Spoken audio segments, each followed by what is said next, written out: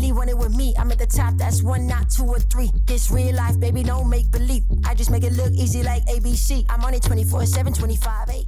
I just pick up. Hi, I'm Nwanganga. On this show, Student Entrepreneur, I'm usually the one asking entrepreneurs about their stories.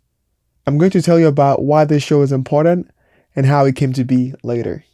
But for now, I want to share a little bit about my journey because without it, this show, Student Entrepreneur, would not exist. To tell my story, I'm taking you to the block school at the University of Missouri, Kansas City, where I went to college. Let's take it all the way back. This is going to be a long but very interesting story. So I'm going to take my hat off for this one. I had pretty humble beginnings. I am the youngest of 6 kids. I was born and raised in an underserved small village in Nigeria called Aba. Although the people in my community did not have a lot, they were incredibly resilient and resourceful. The challenge for me was seeing people who had talent, but I felt like because of the environment, because of the poverty, because of things that were challenging us, they couldn't scale their ideas or they couldn't be able to go to the bigger level or be able to showcase what they really had to offer because there was no support for them. So I always dreamed that one day I would be able to leave my environment and be able to find a better future for myself. So I was always inspiring to be able to kind of learn about people's story and be able to see how people can start with an idea and make it become something huge that the whole world celebrates. So as a kid growing up in Nigeria, I always had a dream to come to the United States. I knew that would provide a better future for me and my family. In 2016, I moved thousands of miles away from my home on a student visa to attend UMKC in Kansas City and study civil engineering. I quickly realized I was in a city without any family or friends, and at the time, I wasn't as fluent in English as I am now. I stuttered, I was a little awkward, and believe it or not, I was an introvert. Money was another problem. I had some help from my brother, but when I arrived, I had $10 on hand. I felt like I had no one to ask questions, no one to reach out to, but I knew I had only one choice, that is to succeed. Because I knew there was a village back home waiting for me to come back and help and provide. So my first interaction was to ride a bus. I had to learn how to ride a bus, coming to UMKC to study. It was hard, even though you might not believe it, but I was a really introverted kid when I got here. I was also a stutterer. Many people might not believe that, but I'm still introverted till today. But that didn't stop me. I knew I had to make friends. I knew I had to find a community. I knew I had to find what I needed to succeed. And that's what I did when I came to UMKC. I knew I had to grow fast. I had to immerse myself into the community, into the culture. I had to learn English fast. I became a campus ambassador. I saw a friend who was giving tours. I'm like, I would love to do that, even though I couldn't speak English, but I had to learn as fast as I could. I also became an international student ambassador as well while I was still working at a student union. So I was doing 3 jobs at the same time, trying to be able to succeed and at the same time learn as fast as possible. So in 2018, I had to leave UMKC for the spring semester because of financial challenges. I was out for about 8 months and I had to save up as much money as I could to be able to bring myself back. But while I was outside of UMKC, I had to find myself, like my why. I read books like Think and Grow Rich, The Power of Subconscious Mind, being able to figure out who I was. And through that same challenge, I was also afraid of being deported because I had a choice as an international student to either come back or be deported from the US. So I saved up all the money that I could, and I had to come back to MKC and start from zero again. So when I came back in 2018, fall semester, I had gone through, I would say, a soul search and finding who I was. When I came back, I realized that civil engineering was not the major for me. It wasn't really who I was. So I had to switch to business administration with emphasis in finance. And while I was going through this process, I started the Firedup KC show, where we interviewed entrepreneurs, leaders in the city. I had interviewed the chancellor, Dr. Molly Agrawal. I interviewed the mayor, Mayor Quinton Lucas as well. And through these interviews with these awesome leaders, I learned a lot about their journey, and I learned that everyone comes from somewhere, and everyone learns along the way. So along my journey, when I came back to UMKC, I was trying to readjust as a finance major and also hosting the show. And through that, I met a wonderful lady who then became my wife. And she has been so revolutionary in me even being and sitting here today, because without her, I probably would not be here. So fast forward 2021, I graduated from UMKC with a finance degree. I was finding challenges because I was applying to different places, but I couldn't get a job. But at the same time, because I had a show where I was interviewing leaders, so I had a lot of mentors, I had a lot of connections. So I was getting advice on both sides on what I should do during this time. Luckily for me, I had people like Scott Haven and Isaac Wamboya, who advised me on how to better start a business, because I really had a passion for telling stories. I had a passion for Kansas City. I didn't want to leave KC, but I knew I had two choices, either to stay here and start something or to go elsewhere to find a job. So I took the risk to start my own business. This is where Firedup Studios was founded. And today with me, I'm going to be able to chat with Scott Havens and Isaac Wamboya and kind of get some principles that they gave me, and hopefully someone out there can be able to learn from that. I think, Scott, I want to start with you because I know, even me and Isaac, I think it was through that I met Isaac, and it was, you have this robust network of people that you always have around you or whatever you're doing.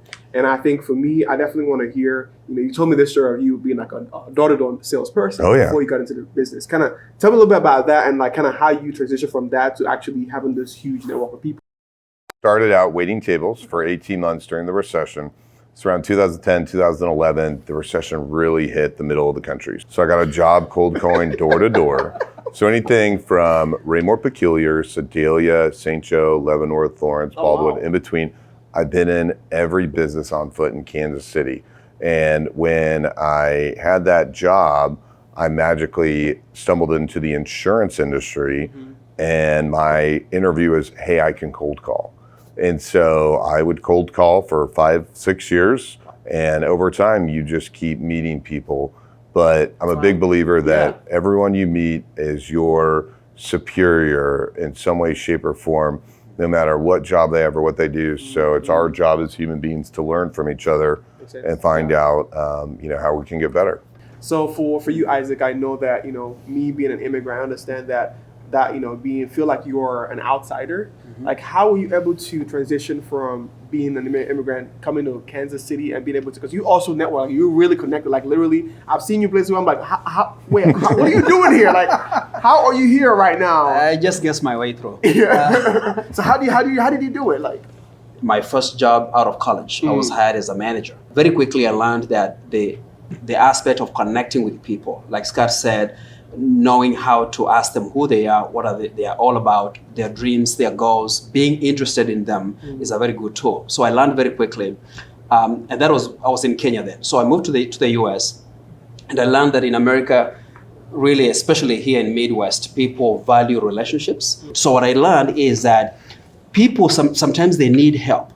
They don't know how to talk to you. They don't know whether to ask you where you're from. Some people are very sensitive. If you ask them where you're from, they're like, are you trying to judge me? So I had to allow myself to be me and step out there. And that's why, to an extent, I can step into any room, really. I'm not conscious about anything. And that has been a big blessing. Wow. Going back to the basics, get interested in the people, be yourself, don't be too conscious. And also from a very basic perspective, people are good people naturally. They want you to do well. So when you have all these voices in your head, Scott doesn't like me or Zeke doesn't like me, no, it's not about that. So that's what has happened, and I keep on doing it. For those introverts who get in a room and be like, I don't want to talk to nobody, I don't even want to network, I don't even know why I'm here. What is your guide on, what would be your advice for them to do in, like, small talks are one of the most hated things in the world, I would say. Yeah. How do you get people over that hunch of the small talks? Yeah, I'm extroverted, but I can turn it on and off. It comes with, again, I'm extroverted but very structured. I like to get things done. So I can turn it on and off. The point is, but even the extroversion, to be honest with you, doesn't help a lot of people when it comes to networking.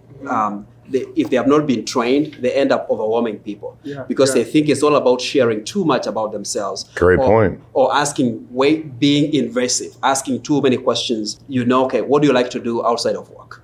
Or tell me about you. Or what do you like to do? Or what are your dreams? So it's asking the right questions. And the introverts, like you're saying, they think they have to talk. And actually, some of the best salespeople and networkers, we just know how to ask the questions. But let me say something about you, Zeke. No, honestly, I get to talk to a lot of people. Now, this is not about African entrepreneurs or Kenyan entrepreneurs. It doesn't matter.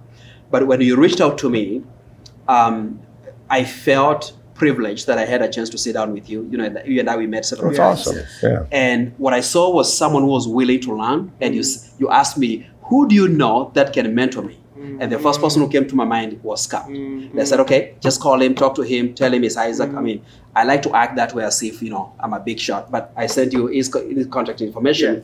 And then you kept on at it over and over and over again. And I've seen you grow. You never give up, okay? You grew so fast, by the way. You got into it and you took the industry by storm. And I'm like, dude, man, I've been doing this for almost 10 years. The guy's already a celebrity, What's okay? going on? So now I feel like I need to carry your bag so people can know who I am. But honestly, Very well said. I like it. Yeah. I have a lot of people that said about Zeke. They're like, God, he hasn't been doing that long. It's pretty impressive. You're really good, and you found your thing. You put yourself out there. All that to say, I'm really proud of you as a friend and also as a fellow entrepreneur. Keep doing this thing, man, and we're here for you. Thank you. I appreciate that. With that, I'm gonna take that and put it in my bag, and my head is big right now. Thank you so much, Isaac, for all you do, and thank you. I think one thing about you too is you don't just give advice; you actually give resources. Like I've had some of the works that have come from you, and with Scott, it's like if I say one topic, he knows 10 people that can help me with it, and then that's so cool because most times, like I said, as being a student, an immigrant who came here, I don't have a lot of connections, but if I have people who can be able to help me shake hands to get to the next thing, that's always a plus. So thank you guys for all you do and being so giving. So thank you. Well, to me, the importance of this show is to show what it really means to be an entrepreneur in our city. The grind of being an entrepreneur, the daily bustle, how innovators actually do what they do in our city. But we want to showcase you the start, the middle, and the finish line. So you can see how you can scale an idea from 0 to whatever the 100 looks like for you. So for me, it's truly learning that process so that someone else out there who is, either working at a job and trying to start something on the side can be able to learn from this and be able to grow in that path. Entrepreneurship is going to be a journey of self-discovery. If you think you're strong, you're going to be tested and you're going to understand the level of strength. Right? So in your head, you might have an idea of something cool, but until you put it down on paper in words and explain what it does and is, you don't have a solid thing, right? You haven't defined it. Think is the solution might not be the solution, but the more obsessed you are about it, you are going to find what that solution is. So you watching at home, this could be you on this show. And that's why I think everyone should care, because I know that everyone has a dream or a vision that they have, but sometimes they need help. They need step-by-step guidance. And that's what we're trying to provide and showcase in this show, and being able to bring the resources that are available for entrepreneurs to light. So I hope as you're watching, you're inspired, you learn something, and you're able to spark up that entrepreneur in you and the innovator in you and be able to, find your community, because we are here to help.